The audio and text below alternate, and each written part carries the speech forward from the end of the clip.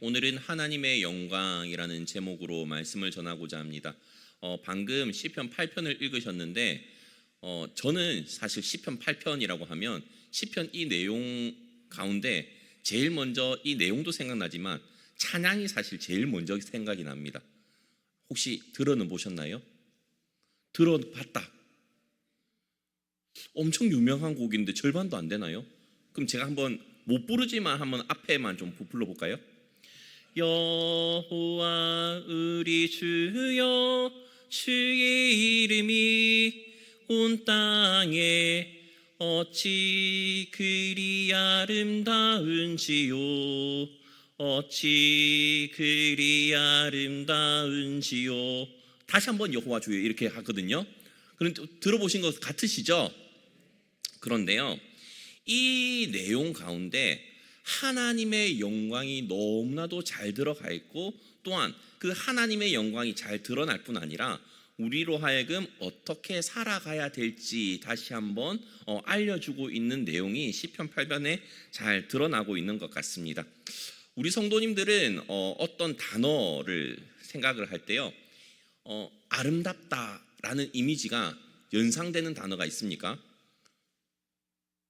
자, 전 세계 102개국 대상으로 4만 명을 표본 조사를 해가지고 설문 조사를 했을 때 아름답다라는 그 단어를 아름답다라는 그 말고요, 아름다운 이미지를 했을 때 생각나는 단어를 했을 때 1등이 무엇이었는지 아십니까? 예? 뭐 궁시렁궁시렁 하시긴 하는데 대답이 나온 것 같기도 하고요. 자, 1등이 뭐였냐면요, 어머니라는 단어였답니다. 의외죠. 그런데 한편으로는 이해가 갑니다. 소년이나 소녀의 입장에서는 우리 엄마가 제일 이쁘잖아요. 물론 저한테는 아니었던 때가 있었습니다. 그런데 어머니 하면 이쁘고 예쁘고 나의 모든 것을 다 해주실 뿐만 아니라 먹을 것도 챙겨주시고 다 챙겨주시는 그런 아름다운 이미지가 함축적으로 되어 있죠. 그런데 이거는 단순히 미적인 아름다움뿐만 아니라 내적인 것, 여러 가지 의미가 합쳐져 가지고 아름답다라는 이미지가 생성된 것입니다. 그래서 2등, 3등, 4등 그 아름답다라고 했을 때 이미지가 떠오른 것이 열정, 미소, 사랑, 이런 단어들이 전 세계 사람들이 아름답다라고 느끼는 단어였다라고 설문조사가 나왔습니다. 그런데 오늘 본문에 아름답다라고 사실 이야기가 되어 있거든요.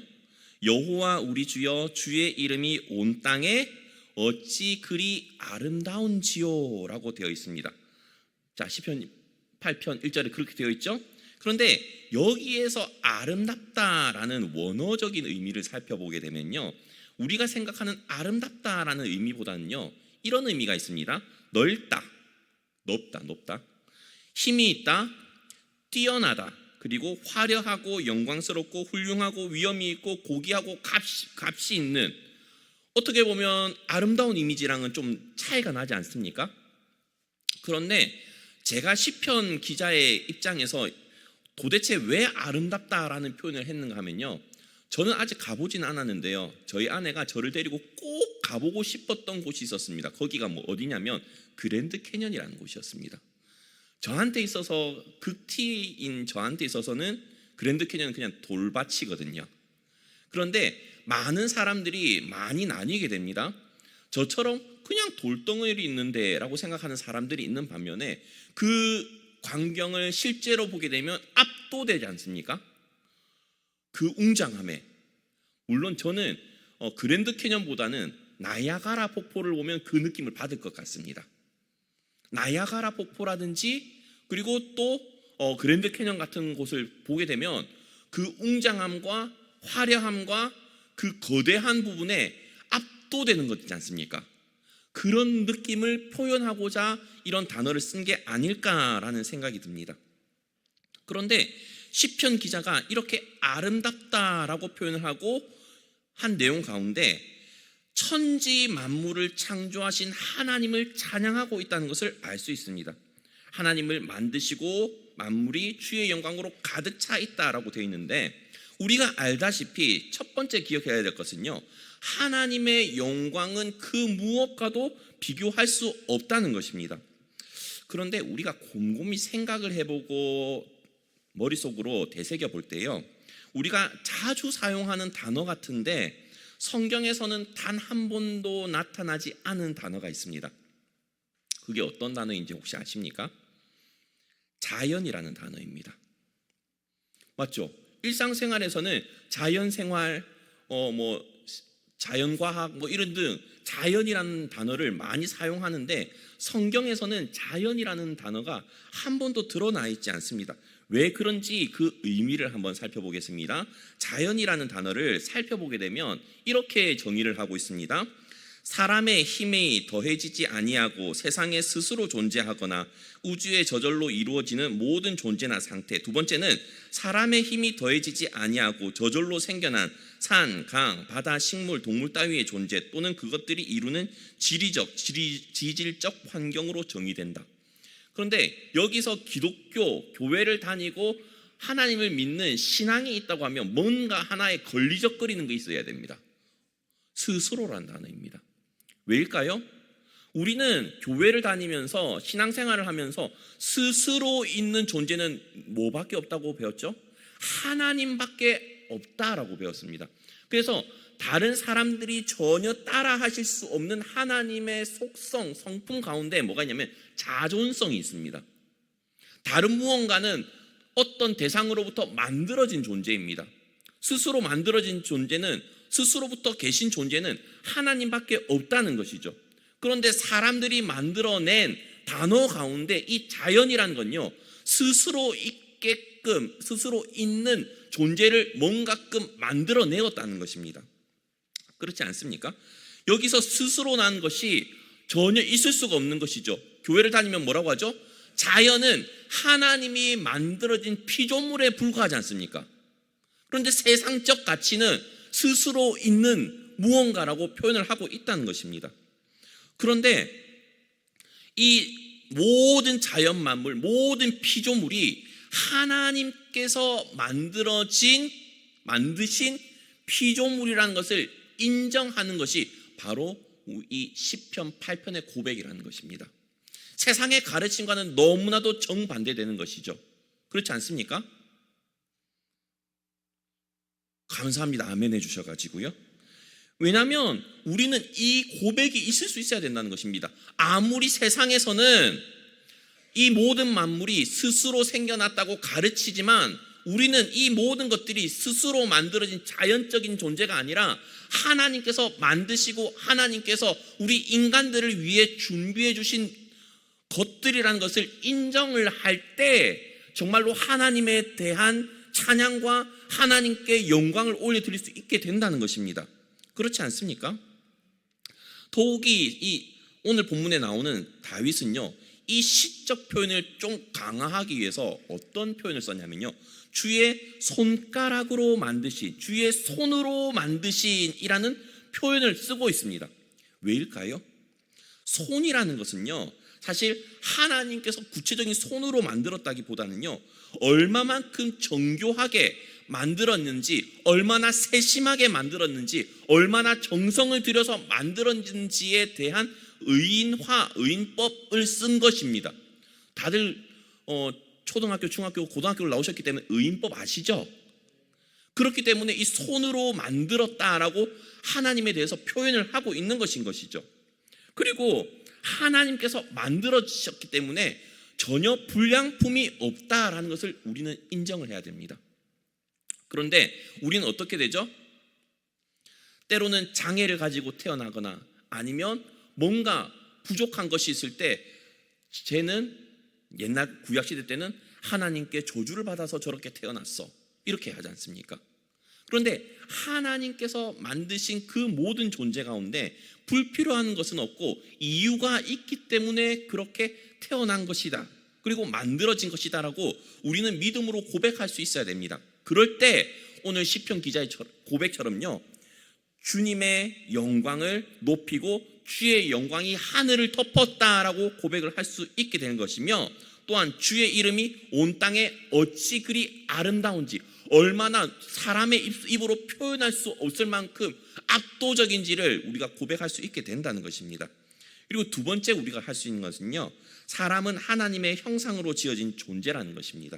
다들 알다시피 창세기 1장 26절 27절에 보게 되면 이런 말씀이 있습니다. 하나님이 이르시되 우리의 형상을 따라 우리의 모양대로 우리가 사람을 만들고 그들로 바다의 물고기와 하늘의 새와 가축과 온 땅과 땅에 기는 모든 것을 다스리게 하자 하시고, 하나님이 자기 형상 곧 하나님의 형상대로 사람을 창조하시되 남자와 여자를 창조하시고 라고 되어 있습니다.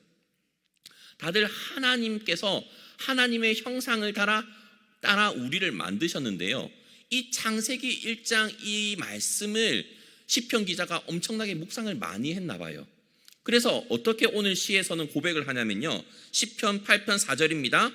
사람이 무엇이기에 주께서 그를 생각하시며 인자가 무엇이기에 주께서 그를 돌보시나이까. 그를 하나님보다 조금 못하게 하시고 영화와 존귀로 관을 씌우셨나이다 라고 고백을 하고 있습니다. 사람의 입장이, 사람의 위치가 어떠한지 하나님의 형상에 따라 만들었기 때문에 영화와 존귀로 관을 씌워진 존재라는 것입니다. 하나님의 형상을 따라 만들어졌기 때문에요, 하나님이 우리를 만드실 때요, 하나님의 영광을 드러내는 존재, 드러낼 수밖에 없는 존재로 만들어졌다는 것입니다. 인정하십니까? 그런데 우리는 그대로 살아가야 되는 그 목적과 사명이 있다는 것을 또 기억을 하셔야 된다는 것입니다. 왜냐하면 하나님보다 능력은 없지만요, 하나님께서는요 사람에게요 무엇이든지 할 수 있는 능력을 주셨거든요. 그게 뭐였죠? 하나님께서 아담을 택하시고 나서 뭘 시키셨냐면요, 다들 알다시피 동물들, 식물들 이름 짓는 거 시켰습니다. 그죠? 동물들이랑 식물들, 자연 환경들에 대해서 이름을 짓는다는 건요, 그 사람에게 종속된다는 의미도 포함되어 있습니다. 그러면 종속된다는 말은 이 아담으로 하여금 이 모든 만물을 다스리는 존재로 꽝꽝꽝 인정해 주셨다는 표와 똑같거든요. 그 말인즉슨 하나님께서 아담을 만드시면서 왕권을 이미 주셨다는 말입니다. 다만 아담에게 뭐는 잊지 말라고 하셨죠? 너도 만들어진 존재라는 것은 잊지 말고 네 위에 내가 있다는 것을 인정하라는 의미로 선악과 하나 꼴랑 남겨두셨다는 것입니다. 그렇게 하나님께서는 사람을 만드실 때 이미 모든 영화와 존귀로 모든 것을 할 수 있게끔 만들어 주셨다는 것을 시편 기자는 이 시를 통해서 고백을 하고 있습니다. 그리고 세 번째로 우리가 기억해야 될 것은 무엇이냐면요, 사람은 하나님의 영광을 나타내야 된다는 것입니다. 다들 알다시피 창세기 1장 28절에서는 이런 말씀이 있습니다. 하나님이 그들에게 복을 주시며 하나님이 그들에게 이르시되 생육하고 번성하여 땅에 충만하라, 땅을 정복하라, 바다의 물고기와 하늘의 새와 땅에 움직이는 모든 샘물을 다스리라 하시니라. 자, 사람을 존귀하게 만들어 주셨을 뿐 아니라 아까도 말했다시피 모든 왕권을 주셨습니다. 만물을 다스릴 권세를 주셨습니다. 그러면요, 이 모든 권세 가운데 내가 그 복을 누려야 되는 것입니까? 하나님께서 내게 모든 것을 주셨으니까 내 마음대로 할 거야 라는 의미로 하나님께서 주셨습니까? 아니면 내가 너한테 그걸 모든 것을 줬으니까 청지기적인 그 마인드로 살아가는데 네가 모든 것들을 누리되 너를 통해서 하나님이 나타날 수 있게끔 해줘라는 의도가 있을까요? 후자겠죠. 그렇지 않습니까? 그런데는요, 아담이 범죄한 이후로 우리는 죄 가운데 태어났기 때문에 후자의 인생을 사는 것이 힘들고요, 내가 영광 받으려고 하고 내가 높임을 받으려고 하고 내가 칭찬받지 못하고 인정받지 못하면 부들부들 화가 끓이는 그런 인생이 될 수밖에 없다는 것입니다. 그렇기 때문에 우리가 기억해야 될 거는요, 하나님께서 이 모든 권세를 주셨을 때 내 마음대로 할 것이 아니라 이 모든 것들을 함으로 살아갈 때 어떻게 하면 주님이 주신 지혜로 주님의 영광을 드러내면서 살 수 있을까를 고민을 해야 된다는 것입니다. 시편 기자는요, 그래서 6절, 7절, 8절 어떻게 고백을 하고 있습니까?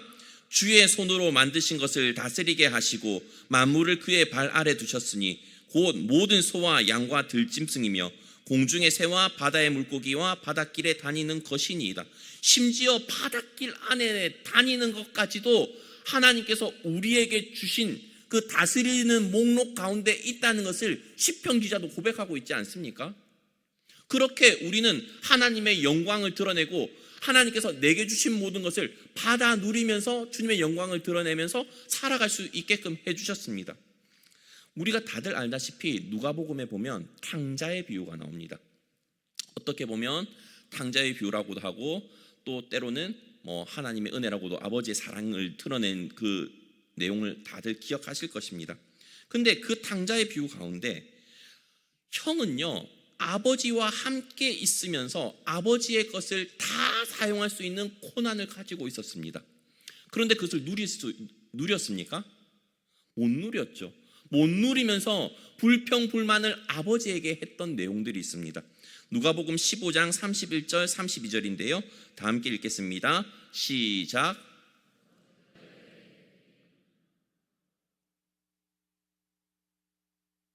이 내 동생은 죽었다가 살아났으며 내가 잃었다가 얻었기로 우리가 즐거워하고 기뻐하는 것이 마땅하다 하니라. 우리는 하나님의 영광을 드러내야 되고 하나님께서 내게 주신 것으로 말미암아 충분히 누릴 권세와 권리가 있습니다. 그런데 때로는 우리가 탕자의 형처럼 살아갈 때가 너무나도 많이 있습니다. 그렇지 않습니까? 하나님이 나에게 모든 것을 할 수 있는 고난을 주셨지만 내가 아무것도 하지 못하면서 살아갑니다. 주님의 영광을 드러내면서 살아가지도 못하고 내가 어떻게 해요? 라고 하면서 자존감이 낮아진 상태로 자신감은 결여된 상태로 살아가면서 주님의 영광을 드러낸 것이 아니라 주님의 영광을 가리면서 살아갑니다. 그러면서 누구를 원망하죠? 아버지를 원망합니다. 아버지께서는 내 친구들이 왔을 때 먹을 거 좀 내놓으셨냐고, 그러지 않으셨지 않냐고. 그러니까 아버지께서 왜 친구들 왔을 때 마음껏 내먹지, 내가한테 있는 게 다 네 거 아니냐, 왜 네가 안 먹고 왜 나한테 이렇게 불평불만하느냐, 이거 아닙니까? 하나님께서는요, 주님의 영광을 이 땅 가운데 드러내시면서요, 우리 인간들로 하여금 만물을 보면서 주님의 영광을 보고 주님을 찬양하게끔 하셨고요, 이 모든 만물을 주님께서 우리로 하여금 누리게끔 하시면서 이 모든 만물을 다스리면서 주님의 영광을 온 세계 가운데 떨치기를 원하셨습니다. 그런데 우리는 그 모든 것들을 받아 누리면서도요, 하나님의 것을 인정하지 못할 때도 가끔씩 있고요, 오히려 주님께서 이 모든 것들을 이용하는 데 있어서 제약이 있다 스스로 판단하고요, 주님께 원망하고 있지는 않나라는 생각을 하고 있습니다. 그렇기 때문에 하나님께서는요, 이 시편 기자를 통해서 우리에게 하고 싶은 말씀은요, 주님의 영광은 그 무엇과도 비교할 수 없는 그런 영광이고요, 또한 우리가 그런 하나님의 영광스러운 존재와 똑같이 하나님의 형상으로 지어진 존재이기 때문에요, 우리 역시도 하나님의 영광을 이 땅 가운데 드러낼 수 있는 존재라는 것입니다. 우리는 부담스러워합니다. 영광이라는 단어는요, 하나님께만 써야 될 것 같은 그런 느낌을 받습니다. 그렇죠? 그렇지 않습니까? 왠지 하나님을 닮아갈 수 없는 성품이나 속성 가운데 영광이라는 게 포함될 것 같이 느껴집니다. 저도 약간 그런 느낌을 사실 오랫동안 받아왔습니다. 그런데요, 하나님의 성품인 영광은요, 전지, 전능, 자존과 같이 닮아갈 수 없는 성품이 아니라요, 속성이 아니라요, 닮아갈 수 있는 성품이라는 겁니다. 왜죠? 하나님의 영광을 드러내면서 살아갈 때, 하나님께서 우리에게 주신 사명대로 살아갈 때 그 사람은요, 세상 가운데서도 높임을 받지 않습니까? 그렇지 않나요? 저는 이번에 그 다니엘 기도회 할 때 그 11월 20일 날 하셨던 양정숙 권사님 혹시 들으신 분 계시는지 모르겠는데요. 얼핏 들었지만요, 그분이요 위대한 어머니 상인가 그걸 받았습니다. 그죠? 기억나십니까? 근데 이야기를 들어보고 간증을 들어보면요 진짜 받을만 하지 않습니까? 세상도 정말로 주님의 말씀대로 살아가고자 몸부림치고 자녀를 양육한 그 부모에게 위대한 어머니 상이라는 영광스러운 상을 수여합니다. 우리 역시도 마찬가지 아닙니까? 하나님의 영광을 닮아서 우리가 이 땅 가운데 사명대로 살아갈 때 교회 안에서뿐만 아니라 하나님이 인정해 주실 뿐만 아니라 세상 가운데서도 우리는 영광스럽게 존귀한 모습으로 인정받을 수 있게 됩니다. 그렇게 살아가고 싶지 않으십니까? 저는 우리 모든 성도님들이요 교만해지지 않은 모습 가운데, 겸손한 모습 가운데 정말로 주님의 영광을 이 땅 가운데 드러내고 또한 밝히면서 살아가가지고 누구라도 인정할 수밖에 없는 하나님의 영광이 우리 성도님들을 통해서 드러났으면 좋겠습니다. 그래서 위대한 신앙인상, 위대한 믿음상, 그런 세상이 감당할 수 없는 그런 위대한 분들처럼 말입니다. 사실 세상에서도 인정을 하시는 많은 분들이 계시지 않습니까? 부산에서는 장기려 박사님이 그런 분 아닙니까? 처음 들어보시는 분 혹시 계십니까? 의사신데요 환자 가운데 돈이 없으면요 몰래 빠져나가라고 뒷문 열어주신 분이 장기려 박사님이십니다. 병원 재정이 아무리 없어도요 환자를 치료해 주시고 또한 정말로 한국의 슈바이처와 같이 그런 분이시거든요. 그런 분들은 교회 내에서만 장기려 박사님이라고 이야기를 하는 것이 아니라 세상 사람들도 장기려 박사님이라고 하면요 그 누구보다도 높여드립니다. 어떻게 보면 의사 될 때 다들 서약하지 않습니까? 히포크라테스 선서 이런 거, 그죠?